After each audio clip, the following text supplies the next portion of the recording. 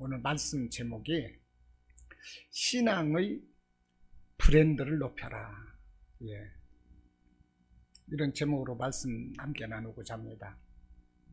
오늘 퇴근을 하다가 저하고 동갑내가 신발을 하나 새 신발을 신었더라고요. 새 신발을 신었는데 약간 자주색 계통에 약간 세련됐어요, 신발이. 그런데 그래서 저는 새 거 신었네 속으로 이제 이렇게 생각을 하고 있는데, 그 다른 동료가 그 신발을 보더니 저거 길거리 편에 그러더라고. 길거리 편에 그러니까 맞아, 저거 길거리에서다가 본 거야. 예, 저거 10,000원짜리야. 저 길거리 편에. 저는 굉장히 이렇게 자녀들이 좀 사줬거나 그래서 10몇만 원짜리 이렇게 유명 메이커인 줄 알았어. 근데 10,000원짜리 길거리 표라고 하니까 그것을 신은 사람이 15,000원짜리야. 왜 10,000원짜리라고 그래? 그러면서 한바탕 거기 있는 사람들이 막 웃었어요. 아니 5,000원 더 쓰지 왜 15,000원 준 걸 10,000원 줬다고 하느냐, 뭐 그랬는데, 우리가 사용하는 모든 생필품에는 브랜드가 있습니다. 예, 저도 메리아스는 뭐 쌍방울 메리아스, 이거는 이게 파크랜드 건가, 뭐 이런 게 있어요. 제일모직 이런 거. 예, 여러분들은 브랜드가 뭡니까? 다 브랜드가 있지요. 제가 어렸을 때는요, 간첩 신고라고 있었어요. 범죄 신고는 112, 간첩 신고는 113이었었습니다, 그때. 그래서 간첩 신고를 하면은 상금을 많이 주고, 그래서 조금 수상하다면 신고를 하고, 그러다 보면 신고한 아이들한테 공책도 주고 연필도 주고 막 그랬었습니다. 그래서 멀리 그 심리를 헐레벌떡 뛰어가서 신고한 적도 있고, 수상한 사람 보면, 그러면 이제 그 순경이 자전거를 타고 쫓아와서 그 사람 확인도 하고 막 그랬었어요. 옛날에 이 간첩을 어떻게 알아보느냐면, 가격을 터무니없이 모른다든지, 물건 가격을, 옷에 그 라벨이 붙어 있거든요, 이 브랜드 상표가. 그런데 상표가 안 붙어 있으면 이건 간첩이다 이 말이에요. 북한에서 남아오는 간첩들은 상표가 없다는 얘기거든요. 이런 사람들은 신고해라, 간첩이다 그랬었어요. 우리는 지금 다 이 브랜드를 가지고 삽니다. 뭐 하다못해 옷, 신발, 마스크 하나에까지도 다 브랜드가 있어요. 그런데 이 브랜드가 유명 메이커냐, 아니면 정말 박앤세일 제품이냐, 시장에서 싸구려냐, 물건 하나에 수십만 원 가는 고가 명품이냐, 그거예요. 그런데 명품이면 명품일수록 비싸서 안 살 것 같은데도요, 이 가치가 있다는 것입니다. 그것이 경쟁력이 높아요. 그래서 가격이 비싼데도 불구하고 서로가 그거 못 가져서 안달하고, 소비자로부터 사랑을 받고, 그것이 구매력이 있다는 거예요, 이 명품이. 여러분, 이 거지도 비싼 것을 알아봅니다. 거지도 이쁜 여자는 또 알아본대요. 예, 그만큼 명품을 알아본다니까. 그런데 이 명품은 무엇으로 승부를 하느냐? 명품은 그 명품만의 개성이 있습니다. 이 디자인이라든지 이런 것이 바뀌지 않더라도 수백 년이 지나도 항상 그 모양으로 나온다 할지라도요, 장인 정신이 깃들어 있는 그 명품은 언제나 사람들이 알아준다는 거예요. 응? 뭐 모양이 멋이 없느니 뭐 이런 거 아니에요. 멋이 없으면 없는 대로 명품이니까 이렇게 생각을 해요. 명품은 유행에도 끄떡 없어요. 명품은 옷도 카라가 넓고 좁고, 바지 길이가 길고 짧고, 바지가 쫄쫄이 바지든 아니면 나팔 바지든 이 유행에 따라서 다 다른데, 명품은 한 가지로 나와도 명품으로 인정을 한다 하는 것입니다. 그래서 옷에도 명품이 있고, 가구에도 명품이 있고, 전자제품에도 명품이 있고, 자동차에도 명품이 있고, 우리가 사는 데는 다 명품이 있어요. 그런데 이 명품은 무엇으로 승부를 하느냐? 개성이 있다는 것입니다. 명품 나름대로의 특별함이 있어요. 그리고 견고해. 고장이 없어. 앞선 기술력을 또 가지고 있어요. 애프터 서비스가 좋아요. 끝까지 신뢰할 수 있는 이것이 바로 명품이 된다 이것입니다. 그러니까 삼성이고 LG고 현대고 기아고 어디든지 간에 인류 메이커는 서비스가 좋은 거예요. 기술도 좋고 서비스도 좋고 이것이 명품이라는 것입니다. 이 명품을 선호하고 명품은 사랑받아요. 그래서 없어서 못 팔아요. 명품을 가진 것만으로도 자부심을 느껴요. 이 명품은 재산적인 가치가 있습니다. 이 가난한 사람은 이 옛날에 그랬어요. 그냥 좋은 건 못 먹고 좋은 건 못 가졌어요. 대충 먹고 대충 누리며 살았다는 거예요. 그런데 요즘은 어때요? 살만해졌어요. 이제 먹고 살만해요. 그러니까 먹는 것도 좋은 거 따지고, 단백질은 좀 있어도 지방 없는 거, 살 안 찌는 거 이런 거,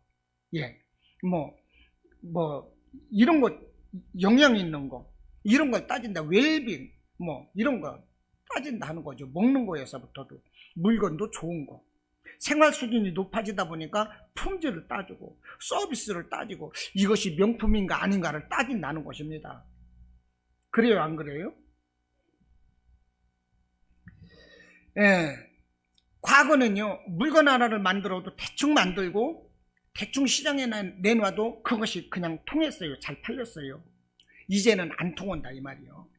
이제는 안 통해요. 그래서 대충 만들고 소비자를 대충 우습게 보면 그 기업은 망해요. 기업이 한번 망해버리면, 한번 기울어버리면 그 손상된 기업 이미지를 여간해서 다시 그 이미지 만회하기가 힘들다 하는 것입니다. 그래서 그 기업이 망해가거나 아니면 내 사업, 내 상점이 망해갈 때 이 망하는 사람들이 하는 얘기가 있어요. 경제가 너무 안 좋았어. 시장 상황이 너무 안 좋아. 나는 운이 안 좋아. 나는 잘했는데 누구한테 쏘갔어. 이런 핑계를 대거든요. 그러나 망한 이유는 내 물건이 좋지 않기 때문에 망하는 것입니다. 내 물건이 좋지 않아서 망한다고요. 내가 실력이 없으니까 그 회사에서 잘리는 거예요. 내가 수익을 주지 못하니까 사람들로부터 인정받지 못하는 거예요. 그러므로 기업하는 사람이나 장사하는 사람이나 항상 자기의 사업체를 살펴야 된다는 것입니다. 하다못해 무나 배추 한 개를 팔아도요, 이것이 상품성 있는 이런 광고가 필요하다는 거예요. 배추나 무 하나를 이렇게 시장에 내놔도 요즘 무슨 광고를 넣습니까? 무농약, 친환경, 이런 거잖아요.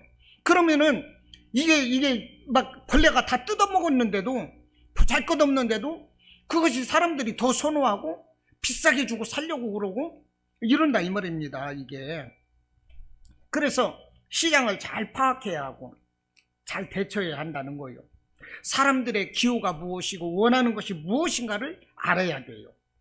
미래에는 이것이 어떻게 변할 것인가, 어떻게 대처해야 할 것인가를 알아야 살아남는다 하는 것입니다. 그런데 우리가 살아가는 우리 시장 경제라든지 기업이라든지 모든 것이 그런데 나의 삶, 나의 인격도 이와 같이 브랜드 가치를 높여야 한다는 거예요. 할렐루야. 내 삶이, 나의 모습이 남들보다 인격이 떨어지지는 않는지, 내가 남들보다 신뢰도가 없지는 않는지. 우리가 항상 화장하며 거울을 보지 않습니까? 거울을 봐야만이 단추가 잘 채워졌는지 알 수가 있어요. 화장이 잘못됐는지, 눈썹이 삐뚤어 그려졌는지 알잖아요. 거울을 봐야 되잖아요. 항상 나를 살펴야 되는 것입니다. 내 인격, 내 모습을 살펴야 돼요. 내 브랜드는 내가 챙겨야 되는 거예요. 할렐루야. 내 인격 누구한테 한번 깎여버리면 그 어디에서 만회할 겁니까? 내 인격 내가 지켜야 되는 거죠. 또 신앙도 마찬가지로 하는 것입니다. 신앙도 진실한 신앙이 필요해요. 사람들이 개독이라고 그래요.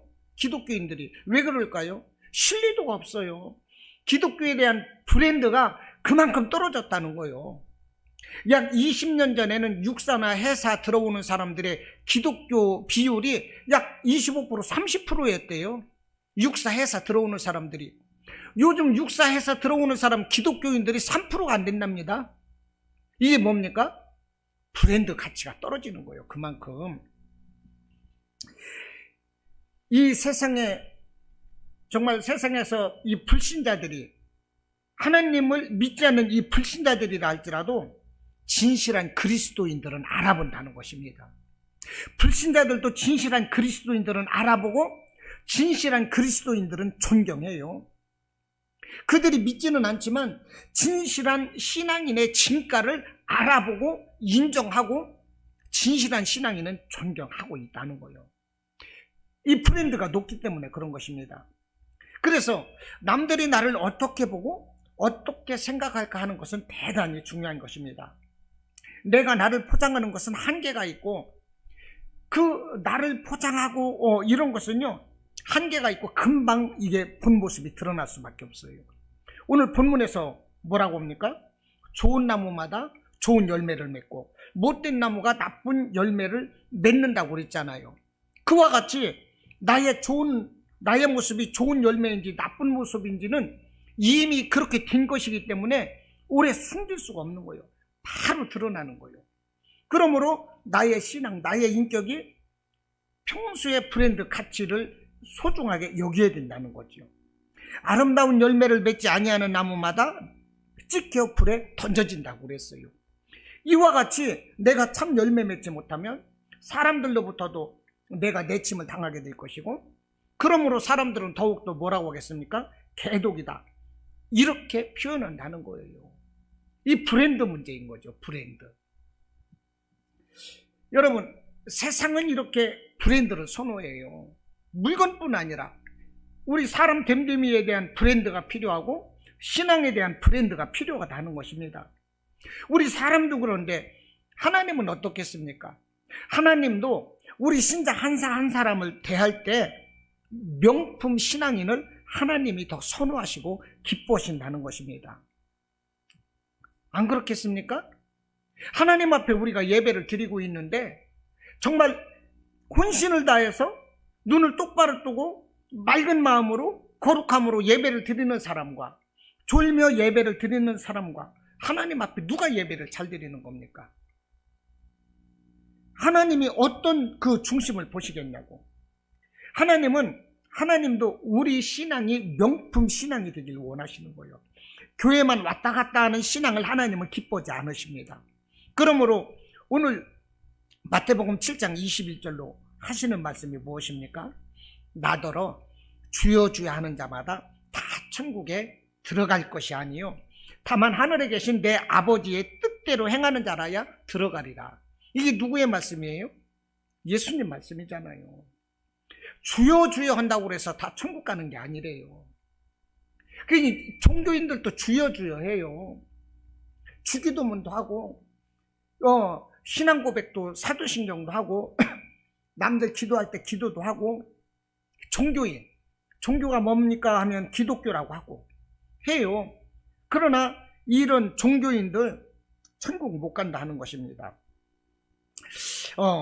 하나님은 종교인을 기뻐하시는 것이 아니라 진실한 신앙인을 기뻐하시고 원하신다 하는 것을 우리가 알아야 됩니다.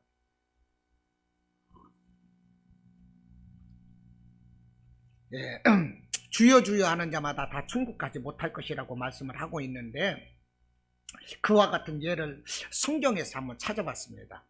누가복음 16장에서 보면 부자와 거지 나사로의 이야기가 나옵니다. 그런데 누가복음 16장 19절에서 23절까지 여러분들 한번 찾아보세요. 참고 삼아서. 누가복음 16장 19절에서 23절까지. 마태복음 7장은 그대로 이렇게 책갈피를 이렇게 해놓고 누가복음 16장으로 한번 넘어가 보겠습니다.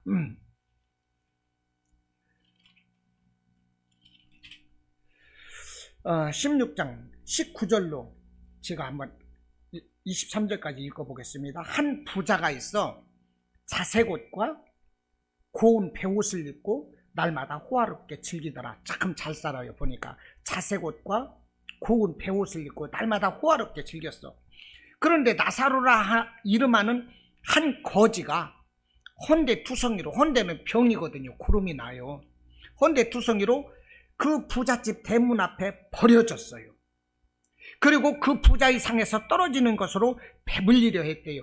부잣집에서 그냥 구정물, 이렇게 그 음식 쓰레기 나오는 그런 것으로 얻어먹고 사는 거예요. 음식 쓰레기 나오는 이런 거를 가지고. 그런데 그때마다 이 몸에서 진물이 나고 막 구름이 나고 그러니까 그 집 개들이 나와서 그 헌대를 핥았더라 하는 것입니다. 그러다 보니까 이 거지가 몸도 약하고 하다 보니까 일찍 죽었어요. 일찍 죽어서 천사들에게 받들려 아브라함의 품에 들어가고, 이제 부자도 또 죽었어요. 아무리 부자라도 이제 죽죠. 부자도 죽어 장사되면 그가 23절에서 보니까 그가 음부에서 고통 중에 눈을 들어 멀리 아브라함과 그의 품에 있는 나사로를 보고 이렇게 말을 해요. 살아서 호의하던 호의 호식을 누리던 이게 부자도 결국은 죽었는데, 아이고 가서 죽어서 보니까 자기는 음부에 들어가서 말할 수 없는 고통을 느끼고 있거든요. 근데 이 음부의 고통을 무엇으로 설명을 했느냐면, 조영주 목사님이 어느 날 이렇게 자기 몸에서 영이 나갔는지 어쨌는지는 모르겠는데 후련히 자기가 지옥으로 떨어졌다고 그래요. 지옥으로 떨어졌는데 지옥은 시간이 정지되어 있더랍니다. 시간이 정지되어 있으니까 이 정지된 시간이라는 것은 영원히 계속되는 거거든요.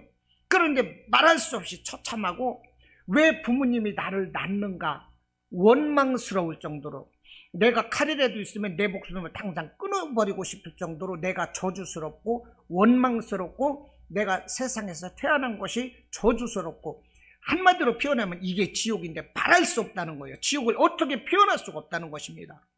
이 지옥 가운데 있었는데 시간이 멈춰졌어요. 멈춰졌으니까 계속되는 거예요. 시간은 거기서 계속 고통으로, 뭐 어떻게 표현할 수가 없는, 말할 수 없는 저주, 이게 지옥인데 마음속에 예수의 피를 부르짖어라. 이 마음속에 이 생각이 나서 예수 보혈 했더니 지옥으로 떨어지던 것이 멈춰져서 조금 올라오고, 예수 보혈 할 때 조금 올라오고 하더니 후련히 싹 벗어나가지고 지옥에서 자기가 나오게 됐다. 그래서 그것을 잊지 않으려고 바로 필기 도구를 가지고 적어서 이것을 이제 간증을 하셨거든요. 이게 바로 지옥이라는 거예요. 그런데 이 누가복음 16장에서 부자가 죽었는데 보니까 음부에서 고통 중에 있는 거예요. 그런데 눈을 들어보니까 굳이 자기 집 앞에서 구걸하던, 자기 집 앞에 버려졌던 그 거지는 아브라함 하나님의 품에 안겨 있는 걸 보는 거예요. 자, 이때 이 부자, 이 음부에서 고통하는 이 부자의 그 느낌이, 심정이 얼마나 참담했을까요? 저는 이것을 황당이라고 생각해봤어요. 황당. 터무니없고 어처구니 없는 거, 이게 황당이잖아요. 황당을 거꾸로 뒤집으면 뭐가 돼요? 당황이 돼, 당황. 말이 재밌더라고. 정말로 황당했을 거야. 나는 이렇게 잘 살았는데 죽어보니까 나는 음부에서 고통당하는데, 그렇게 이 살아서 비참하던 거지는 하나님 품에 안겨 있거든요. 천사 품에. 그것을 보면 황당한 거예요. 그리고 당황스러운 거예요. 응? 놀라서 어찌할 바를 모르는 그 모습이 이 음부에서 부자의 모습이 아니겠는가. 그러면서 굉장히 후회를 할 거야. 내가 살아서, 내가 부자로 살 때 먹고 쓰고 즐기는 그것으로 자색 옷을 입고 고운 옷을 입고 화롭게 살고 사람들에게 존경받고 이러는 것이 아니라 하나님 안에서 믿음으로 살 것, 얼마나 후회를 할까. 땅을 치고 통곡을 했을까. 이 부자가 아마 그랬을 거예요. 그러면 여러분 한번 묻겠습니다. 이 거지 나사로가 예수를 믿었었을까요? 살아서 하나님 믿었었을까요? 그 부자는 어땠을까요? 안 믿었을 것 같아요. 네. 그러면 한번 24절을 보겠습니다. 24절. 이제 그 부자가 이제 말하는 것입니다. 불러 이르되 아버지 아브라함이여 나를 긍휼히 여기사 나사로를 보내요 그 손가락 끝에 물을 찍어 내 혀를 서늘하게 하소서. 내가 이 불꽃 가운데서 귀로하나이다. 불꽃 가운데서 귀로하면서 그 거지 보잘것없던 더럽던 나사로의 손끝에 물 한 방울 찍어서 내 혀를 서늘하게 해달라. 이 부자가 얘기를 하는데 지금 뭐라고 불렀어요? 아버지 아브라함이요 이렇게 불렀어요. 27절 보겠습니다. 27절. 이제 그 아브라함 천사가 이 나사로와 너 있는 곳 천국과 지옥은 오고 갈 수가 없느니라 이렇게 이제 천사가 26절에서 대답을 했습니다. 그러자 27절에서 이르되 그러면 아버지여 구하노니 나사로를 내 아버지 집에 보내소서 이렇게 말해요. 나사로를 죽으면 죽은 자 가운데서 내 형제 집에 가서 말을 하면 내 형제들이 다 믿고 지옥에 오지 않을 겁니다. 제발 내 가족이 지옥 오지 않도록 나사로를 보내주세요. 이 얘기를 하면서 뭐라고 불렀어요? 아버지요 이렇게 부르는 거예요. 30절 보십시오. 30절. 또 이제 그것도 안 된다고 말하니까 30절 또 그 부자가 이르되 그렇지 아니하니이다. 아버지 아브라함이요. 이 지금 이 아브라함을 부를 때 3번 부르며 뭐라고 불렀어요? 아버지라고 불렀어요. 아버지라고 불렀다는 것은 이 부자가 믿었던 사람입니까? 안 믿었던 사람입니까? 믿었던 사람이에요. 부자도 믿고 거지 나사로도 믿었어요. 그러나 나사로는 진실되게 믿었고 부자는 대충 믿은 사람인 거예요. 지금 이 유대 시대 때에 이 예수님의 말씀인 거 아니겠습니까? 그러니까 이 유대 시대 때 이 부자라는 사람은 유대 신앙을 가지고 있었던 사람일 것입니다. 예배드리던 사람이었어요. 그런데 이 사람은 부자거든요. 그리고 부자다 보니까 남들의 관심과 존경을 받아 잔치자리마다 초대받고 행사 때마다 초대받고 행사 때 격려사 같은 것은 항상 이 부자 사람의 몫이었을 거야. 그만큼 사람들로부터 존경을 받고 칭송을 받고 부러움을 샀던 사람이 이 부자다는 것입니다. 그러다 보니까 이 부자는 이 유대인들 사회에서 살면서 자기도 하나님을 믿는 것처럼 이렇게 행세했을 거라는 얘기죠. 그러다 보니까 유대인들과 더불어서 종교생활도 함께 했을 거라는 얘기요. 이해가 되십니까? 그런데 이 유대인들과 더불어서 종교생활을 했을 뿐이지만 뜨거운 믿음, 진실될 믿음이 아니었던 거예요. 그렇기 때문에 지옥에 간 거다 하는 거예요. 그렇기 때문에 오늘날 정치인들처럼 손학규 씨라고 요즘 안 나오네요.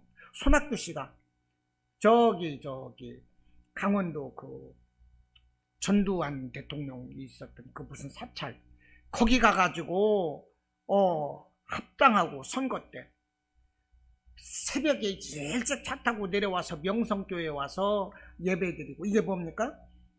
기웃대는 거예요. 선거 때마다 정치인들이. 이거 교회 간다고 그래서 그 예배드리는 척 한다고 그래서 그 사람들이 구원 받겠습니까? 안 되는 거죠. 그렇기 때문에 우리 주님이 나더러 주여 주여 하는 자마다 다 천국 갈 자가 아니고 다만 하나님의 뜻대로 행하는 자만이 천국 갈 것이다. 이렇게 말씀을 한다는 거예요. 우리는 종교생활 할 것이 아니라 정말 하나님이 기뻐하시는 이런 신앙생활을 우리가 해야 된다는 것입니다. 할렐루야. 예. 이 누가복음 12장 1절에서도 보면 예수님이 뭐라고 하셨느냐? 바리새인들의 누룩 곧 외식을 주의하라 그랬어요. 이 바리새인들이 누구입니까? 그 하나님에 대해서는 전문가죠. 예배의 전문가, 예배의 최고 가는 사람들, 권위자들. 예. 그런데 이 바리새인들의 누룩을 조심하래요. 이것이 외식이래요. 외식이 뭐냐면 겉만 포장한 것을 외식이라고 그럽니다. 무늬만 신앙인 거예요. 그러니까 바리새인들은 외식하는 자들이다. 겉만 포장된 신앙입니다. 이 말이요. 예수님은 그들을 주의하래요. 누가복음 18장 또 18장에서도 9절로 14절 보면 바리새인과 세리의 비유가 나옵니다. 18장 그런데 18장 11절에서 보면 그 바리새인이 이렇게 기도를 해요. 하나님이요, 나는 다른 사람들, 곧 토색이라고 그래요. 토색은 무력으로 빼앗거나 속이는 것을 토색이라고 그러거든요. 근데 바리새인이 그래요. 나는 다른 사람들, 곧 토색하지도 않고 불의하지도 않았고 간음을 하지도 않았고 그런 자들과 같지 않다는 것입니다. 여기 있는 이 세리와 같지 아니함을 감사하나이다.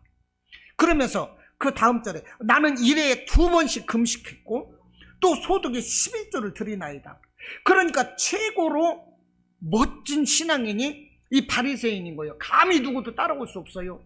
일주일에 2번 금식했다니까 이들의 거룩성을 누가 따라가? 이들의 정결의식을 누가 따라가? 감히 따라갈 수가 없는 거예요. 큰소리 칠만 해요. 11조를 꼭 드리는 거야. 예? 토색하지도 않고 불의하지도 않고 간음하지도 않아요. 이 세리는 어떻습니까? 여기 있는 이 세리와도 같지 않다고 그랬어요. 세리는요, 이 로마 정부에 붙어서 사람들에게 세금을 왕창 뜯어서 일부만 그 로마에 바치고 나머지는 자기가 착복하는 아주 나쁜 사람이 세리였어요. 그렇기 때문에 이 백성들의 원성이 자자한 것이 세리요. 정말 칼 들고 보복할 수만 있다면 제일 먼저 보복당할 사람들이 누구였느냐? 그 당시 세리였다는 거예요.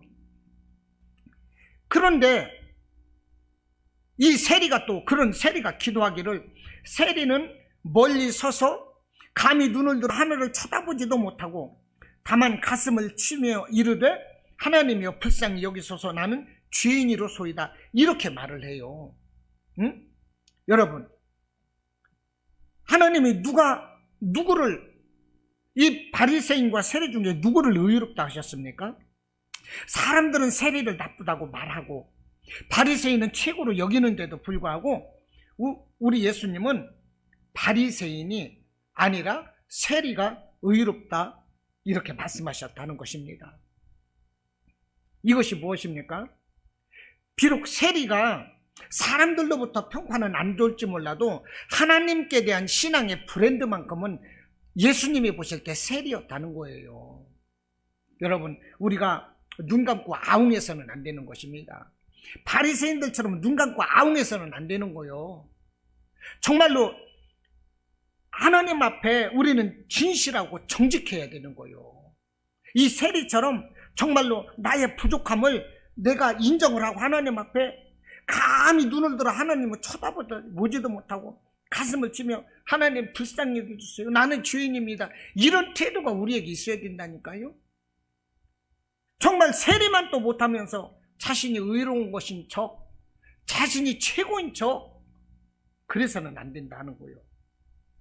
21절 오늘 말씀 제가 이 키포인트로 지금 이렇게 말씀을 하고 있는데, 21절 주여 주여 나더러 주여 주여 하는 자마다 이렇게 말씀을 하거든요.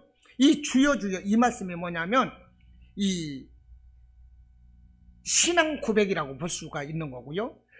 이 신자들의 이 주여 주여라는 말은 신자들의 신앙 고백이라 볼 수도 있는 것이고 기도하는 사람의 기도 문맥이라고 볼 수도 있습니다. 그런데 여기서 주여라는 호칭이 2번 반복되고 있습니다. 주여 주여, 이것은 종교적인 열정을 표현할 때 쓰는 말이라는 거예요. 종교적으로 내가 열정을 가지고 표현을 할 때 주여 주여 이렇게 표현할 수가 있다는 것입니다. 예수님께서도 그러셨어요. 예수님께서도 제자들에게 이 말씀을 하시면서 이것이 중요한 대목이다 말씀을 하실 때는 진실로 진실로 내가 이루느니 이렇게 말씀을 하셨거든요. 진실로 진실로, 이렇게 예수님도 2번씩 말씀하셨다는 것입니다. 지금 예수님이 주여 주여 2번 말씀을 하세요. 이 말씀은 주님께 대해서 열정적으로 신앙 고백을 하고 열정적으로 기도한다고 하더라도 진정한 열정이 아니고 그것이 가식이라면 천국에 들어갈 수 없다, 딱 잘라서 말씀을 하고 있다는 것입니다. 너희는 하나님 뜻에 합당한 실천적인 신앙을 가져야 한다, 그래야 천국에 들어갈 수 있다. 예수님이 지금 이걸 말씀을 하고 있는 거예요. 할렐루야.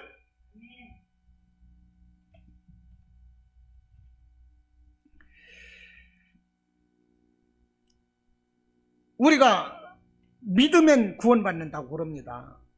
주의 이름을 부르는 자는 구원을 얻으리라, 로마서에서 그랬어요. 그런데 예수님은 지금 뭐라고 그래요? 주여 주여 하는 자마다 다 천국에 들어가지 못하고 다만 하나님 아버지의 뜻대로 행하는 자야 들어가리라. 이것은 충격적인 말씀이에요. 충격적인 말씀. 우리에게 충격적인 교훈을 주는 것입니다. 여러분, 아무리 종교적으로 우리가 정말 하나님 앞에나 사람 앞에 교회에서 화려한 업적을 남겼고 또 사람들의 그 존경을 한 몸에 받는 그런 위치에 있다 할지라도 우리가 형식과 외식에 빠져서 하나님께서 원하시는 그런 의롭고 선한 결실을 맺지 못한다고 보면 심판날에 주님은 우리를 모른다고 이렇게 말씀을 하실 거예요. 준엄한 심판과 책망이 심판날에 있음을 우리가 알아야 되는 거예요. 이것을 쉽게 표현하면 기독교 신앙은 입으로만 하는 것이 아니다는 것입니다. 기독교 신앙은 지식으로만 알고 믿는 신앙이 아니다는 거예요. 로마서 2장 13절 말씀에 하나님 앞에서는 율법을 듣는 자가 의인이 아니고 오직 율법을 행하는 자라야 의롭다 하심을 얻으리니 이렇게 말씀을 하시는 겁니다. 또 고린도전서 4장 20절로 하나님의 나라는 말에 있지 아니하고 오직 능력에 있느니라. 할렐루야. 말에 있는 거 아니에요. 실천적인 행함에 있는 것입니다. 그래서 언행에 일치되지 않는 사람, 입으로는 주님이라고 부르면서도 행동으로는 순종하지 않는 사람, 천국에 들어가지 못한다는 거예요. 하나님으로부터 신앙의 브랜드를 인정받지 못하는 거예요. 사람들로서는 인정받을지도 몰라요. 화려하고 아름답고 멋져 보이고, 하나님이 보실 때는 이거 가짜다 바로 하시는 거예요. 사람은 속여도 하나님은 절대 속이지 못합니다. 하나님은 진품 명품을 바로 알아보셔. 예, 진품 명품을 바로 알아보신다고요. 하나님 속일 수가 없어요. 그러므로 우리 브랜드의 가치를 높여야 하는 것입니다. 사람에게도 브랜드의 가치를 우리가 인정받아야 하고, 하다못해 상품도 물건도 브랜드 가치를 인정받아야 되는데 우리 인격도 우리 인품도 정말로 사람들로부터 신뢰도를 정말 인정받는 이런 브랜드가 있어야 되는 거고, 하나님 앞에서도 신앙의 그 브랜드 가치를 높이고 우리가 인정받아야 한다는 것입니다. 이해가 되십니까? 성경은 말해요. 누구든지 주의 이름을 부르는 자는 구원을 받으리라. 여기서 구원이라는 것은 천국 간다 이 말입니다. 로마서 10장 13절 말씀이에요. 그러나 주님은 이렇게도 말씀을 하신다는 걸 알아야죠. 너희는 나를 불러 주여 주여 하면서도 어찌하여 나의 말하는 것을 행하지 아니하느냐. 누가복음 6장 46절로 말씀을 하고 있는 거예요. 여러분, 이게 뭡니까?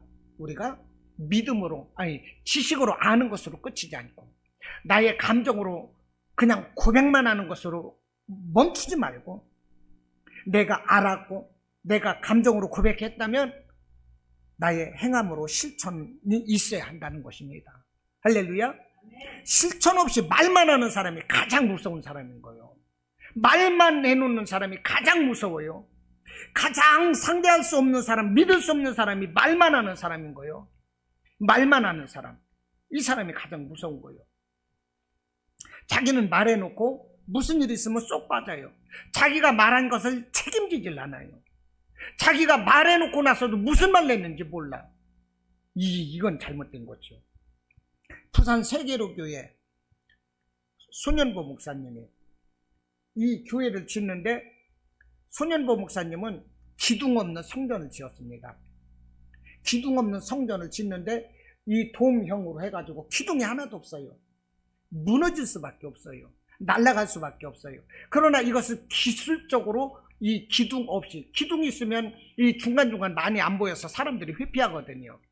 기둥 없는 교회를 세우다 7,000명이 들어가는 교회를 기둥 없이 지었어요.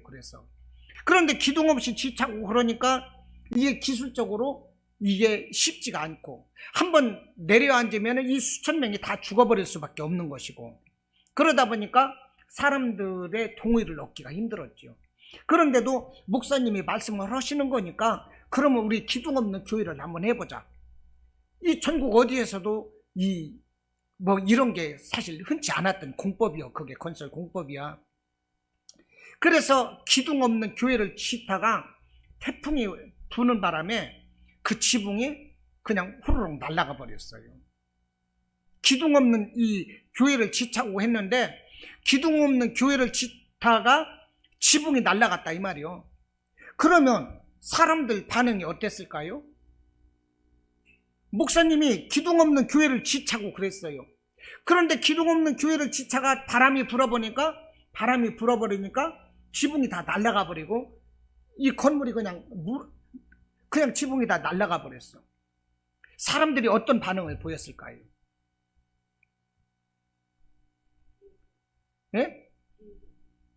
조롱하고 뒤에서 수군대고 우리 목사님 말 같지도 않은 거 욕심내고 말이야. 사람들 의견 물어보지도 않고 자기 뜻대로 하고 말이야. 우리 목사님 자질 없다. 목사님 바꾸자. 막 그랬을 거 아니겠어요? 하고도 남어. 그런데 세계로 교회는 그러지 않았어요. 손연보 목사님이 기둥 없는 교회 짓자. 그 어렵게 하다가 지붕이 날아가 버렸어. 욕할 만도 해. 그런데 장로님들이랑 사람들이 그러지 않았어요. 오히려 목사님을 격려했어. 더 좋은 것 주시려고 그럽니다. 이랬다는 거예요. 더 좋은 것 주시려고 그럽니다. 우리 여기서 좌절하지 말고 다시 합시다. 목사님 뜻 따라서 다시 우리 합시다. 이렇게 목사님을 격려하고 지지했다는 거예요. 그래서 결국은 그 최신 공법으로 7,000명이 들어가는 이 성전을 기둥 하나 없이 지었어요. 멋있습니다. 그리고 목사님은 이 성도들이 격려하고 지지해 주니까 마음껏 목회하는 거예요. 무슨 일을 하더라도 목사님이 무슨 일을 했다고 그래서 조금 잘못됐다고 그래서 뭐라고 안 해. 그 손연보 목사님 하시는 얘기가 그거예요. 목사가 얘기했을 때 그것이 죄 짓는 것이 아니면 뒤에서 비판하지 말라 이 말이야. 죄 짓는 거 아닌데 왜 비판을 해? 죄 짓는 거 아닌데. 뒤에서 말이야. 수군대고 말이야. 이게 뭐냐고 이게. 말로만 하고. 응? 뒤에서 안 본다고 그래서 막 수군거리고. 이러면요. 담임 목사가 할 수가 없어요. 담임 목사는 교회에서 군대 사령관과 같아요. 군대 사령관은 군 사령관의 명령 한마디에 따라서 모든 군대가 움직이는 거예요. 군대는 훈련이 잘 되어야 돼요. 사령관이 이 죽기 살기로 이 군인들 훈련을 시킬 때는 그 군인들을 살리기 위해서 훈련시키는 거예요. 거기에서 군법이 있는 것이고 질서가 있는 거예요. 그것이 따르기 힘들고 명령을 지키기 힘들어도 그 명령 따르기 때문에 군대가 유지되는 거고 그들이 전시에서 살아나는 거예요. 그런데 밑에서 사령관이 얘기하고 이렇게 해야 되는데 뒤에서 다른 대대장이나 뭐 이런 사람들이 뒤에서 수군거리고 그런다면 한 칼에 해고지. 한 칼에 해고지. 교회에는요 그게 해고가 없으니까 막 해. 해고가 없으니까 막 하고 싶은 말래. 내가 이만큼 뭐 교회를 섬겼는데 뭐 그러면서 내가 없으면 안 돼? 그러면서 막 해. 뒤에서. 그러면 안 되는 거예요. 하나님은요 말만 하는 사람을 하나님은 여기서 뭐라고 그래요? 주여 주여 한다고 그래서 다가 아니라는 얘기요. 우리는 전인격으로 언행이 일치되는 그런 삶으로 주님을 섬기지 않으면 그 신앙은 헛된 것이다. 우리 예수님 오늘 말씀을 하고 있는 것입니다. 내가 지식과 감정으로 고백만 할 뿐이고 사랑과 헌신으로 실천하지 않으면 그것은 거짓말이다 이 말이에요. 앵무새도 고백은 해요. 녹음기도 고백해요. 앵무새 한번 이렇게 배워놓은 말은 계속 고백하거든. 앵무새. 녹음기도 그거 한번 녹음해서 틀어놓으면 계속 나와. 귀신도 예수님이 하나님의 아들이라는 걸 알고 그렇게 고백을 했어요. 그러나 여러분 앵무새도 녹음기도 귀신도 인격적으로 우리 주님을 섬기지는 못한다는 거예요. 하나님은 이런 이 언행이 일치되지 않는 신앙인들을 앵무새로 녹음기로 귀신으로 간주할 수밖에 없는 거예요. 한마디로 가짜다 이겁니다. 하나님 앞에서 우리는 짝퉁 브랜드가 되어서는 안 되는 것입니다.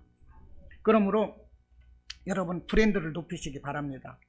정말 100년이 지나도 그 물건이 장인 정신이 깃들어 있는 그 명품이라면 변함없이 언제 어디서나 누구에게나 인정받고 사랑받는 것입니다.